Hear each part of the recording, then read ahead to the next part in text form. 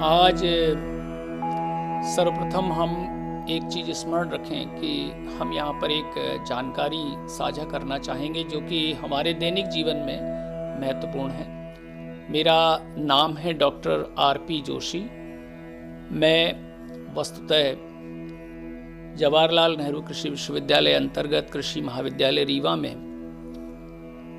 Principal scientist या प्राध्यापक के पद पर कार्यरत हूँ और दूसरी तरफ हमारी जो विशिष्ट हॉबीज़ हैं उनमें निश्चित रूप से ज्योतिष शामिल है। उसे मैं अध्ययन करना पसंद करता हूँ। मित्रों, हम ये जानना चाहेंगे कि वस्तुतः हमें ज्योतिष को क्यों मानना चाहिए या नहीं मानना चाहिए या किस हद तक मानना चाहिए। वस्तुतः कर्म और भाग्य इन दोनों का समन्वित प्रभाव ही हमारे जीवन पर फल के रूप में मिलता है। इन दोनों की अपनी अपनी जगह बहुत महत्वपूर्ण भूमिका है। दोनों मिलकर के इस बात को हमें प्रमाणित करते हैं कि हमारे फल की प्राप्ति कैसी होगी। निसंदेह रूप से बगैर कर्म किए हम कुछ भी प्राप्त नहीं कर सकते। उसके लिए जरूरी है कि हमें यथोचित समय पर उचित दिशा में कर्म, उस दिशा में पुरुषार्थ करना चाहिए और बगैर पुरुषार्थ के हम फल की प्राप्ति नहीं कर सकते। उस कर्म को करने में, उस पुरुषार्थ को करने में हमारी सुगमता आती है या हमें कठिनाइयां आती हैं, ये प्रारब्ध के कारण है और इसी प्रारब्ध को हम भाग्य कहते हैं, उसका अध्ययन करते हैं। तो आखिर भाग्य अगर अच्छा है तो हमें वो कर्म करने में सुगमता रहेगी। कर्म तो करना ही पड़ेगा। तो ये कैसे सुगम हो जाता है? तो इस संपूर्ण अभी हम केवल जो है कर्म पर सर्वप्रथम प्राथमिकता देंगे। इसके बाद ये जानना चाहेंगे कि भाग्य और ज्योतिष के माध्यम से सुगम क्यों हो जाता है और कब ये कठिन हो जाता है। तो देखिए, संपूर्ण ब्रह्मांड जो 360 अंशों में विभाजित किया गया है, उसके यदि हम 12 भाग कर देते हैं तो हर भाग को राशि कहते हैं। तो राशि शब्द ढेर से बना है, जिसका अर्थ होता है कि वो 360 अंश है, उनको 12 से भाग देंगे तो प्रत्येक भाग जो है वो 30 अंश का होगा। तो वो 30 अंश जो हैं वो राशि का, पहले भाग को मेष राशि, दूसरे को वृषभ, तीसरे को मिथुन, चौथे को कर्क, पांचवें को सिंह, छठवें को कन्या, सातवें को तुला, आठवें को वृश्चिक, नौवीं को धनु, 10वें को मकर, 11वें को कुंभ और 12वें को अंतिम को मीन की संज्ञा दी गई है। अब ऐसी मान्यता है, शास्त्रों में ऐसा प्रमाण है, उल्लेखित है ज्योतिष के मानक ग्रंथों में कि मेष को मेष इसलिए कहा गया कि उसमें जो तारे हैं रात्रि, उस खंड में जो 30 अंश का वो खंड है, उसमें वो भेड़ के मेल जैसी बनती थी, इसलिए उसका नाम रखा गया मेष। और वृषभ में बैल जैसी राशि बनती थी। इसी तरह क्रमानुसार जो अंतिम राशि मीन में मछली के आकार की आकृति बनती थी, तो उसे मीन कह दिया। तो आज हम ये समझ गए मोटे तौर पर कि राशि है क्या। अब जो हमारा व्यक्ति साथी है, जातक है, जिसके लिए हम उदाहरण ले रहे हैं, उसका जन्म किस खंड में हुआ है वही उसकी जन्म राशि हो जाती है, यानी उस समय चंद्रमा उस राशि में या उस खंड में था। तो ये एस्ट्रोनॉमी या खगोल विज्ञान है और उसका प्रभाव एस्ट्रोलॉजी या ज्योतिष विज्ञान है। तो एस्ट्रोनॉमी या खगोल विज्ञान की हम चर्चा कर रहे हैं कि यदि हम इसको 12 भागों के अलावा 27 भागों में विभाजित कर दें तो हर भाग को नक्षत्र कहते हैं। उस समय जो 27 भाग बनेंगे, जब 12 थे तो वो 30 अंश के थे प्रत्येक भाग, तो 30 अंश गुणा 12 360 अंश बना। लेकिन जब हम 27 भागों में बांटेंगे तो 13 अंश 20 कला, यानी 13 डिग्री 20 मिनट का हर एक भाग होगा और वस्तुतः इसी को हम नक्षत्र कहते हैं। इन नक्षत्रों को, प्रत्येक नक्षत्र को पुनः 4 भागों में बांटा गया है, जिन्हें हम चरण कहते हैं हर नक्षत्र के। इसलिए प्रत्येक नक्षत्र के 4 चरण होते हैं और उनको हमने 3 डिग्री 20 मिनट का माना है। तो ये सूक्ष्मतर विश्लेषण होता चला जाता है, क्रमशः होता चला जाता है। यही इसकी वास्तविकता को प्रदर्शित करता है कि वस्तुतः ये एक वैज्ञानिक सत्य है।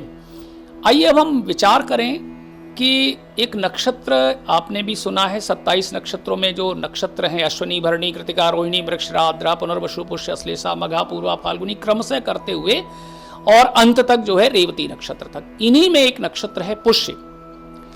ये पुष्य नक्षत्र संपूर्ण नक्षत्रों का, 27 नक्षत्रों का इसे सम्राट कहा गया है। जिस प्रकार से समस्त जानवरों में सिंह यानी शेर बलवान होता है, ठीक उसी प्रकार से ये संपूर्ण नक्षत्रों का सम्राट कहा गया है।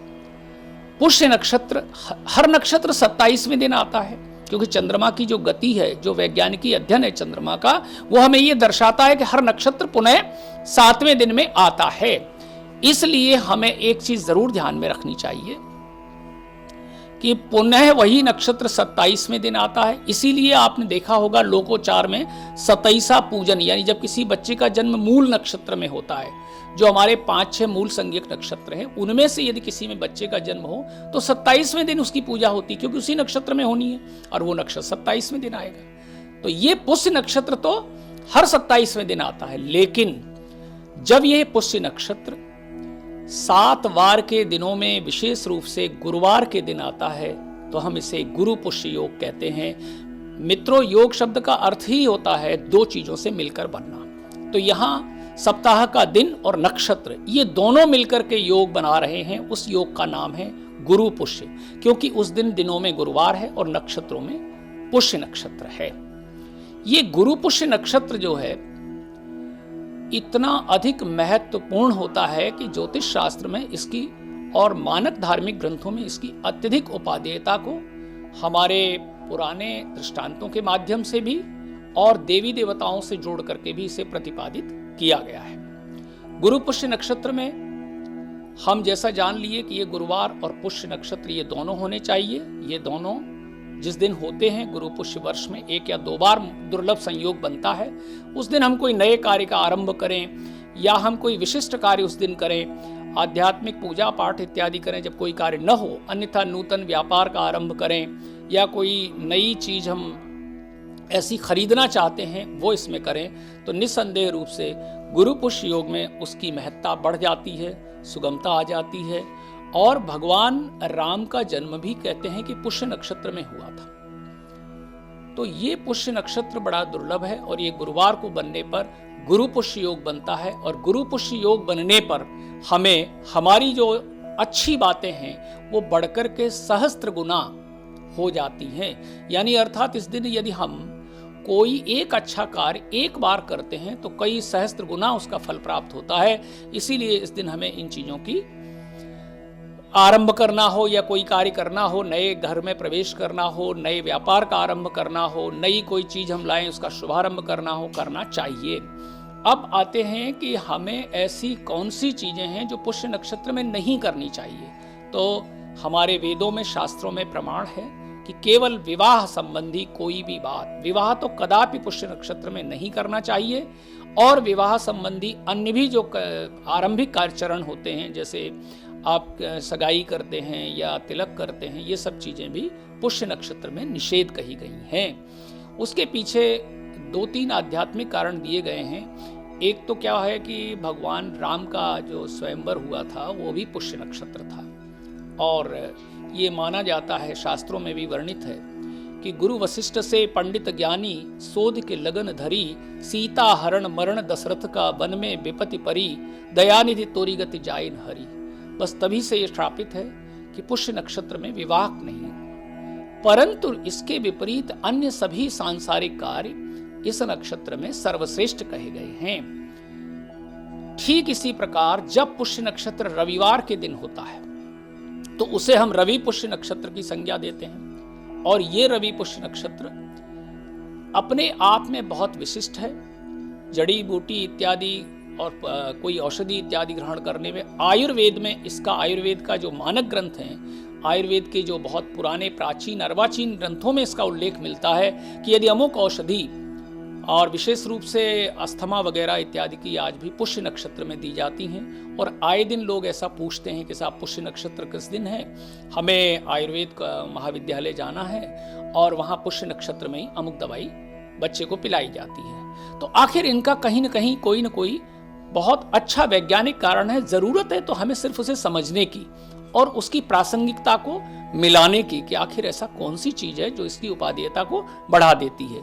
तो ठीक इसी प्रकार हम जब जड़ी बूटी इत्यादि लाते हैं, जैसे श्वेत मदार की जड़ लानी है, तो आप गुरु पुष्य नक्षत्र में यदि वृक्ष को निमंत्रित करके और उसकी जड़ी लाते हैं तो उसकी जो प्रभावशीलता है, इफेक्टिवनेस है, वो बढ़ जाती है। ठीक इसी तरीके से हमें इन बातों को विशेष रूप से गौर करना चाहिए कि यदि हम अपनी चीजों का समावेश इन सब चीजों के साथ मिला करके और वैज्ञानिकीय पद्धति से करें तो उसकी उपादेयता बढ़ जाएगी और हमारा अंतर्मन से स्वीकार करने में हमें सुगमता होगी, सुलभता होगी।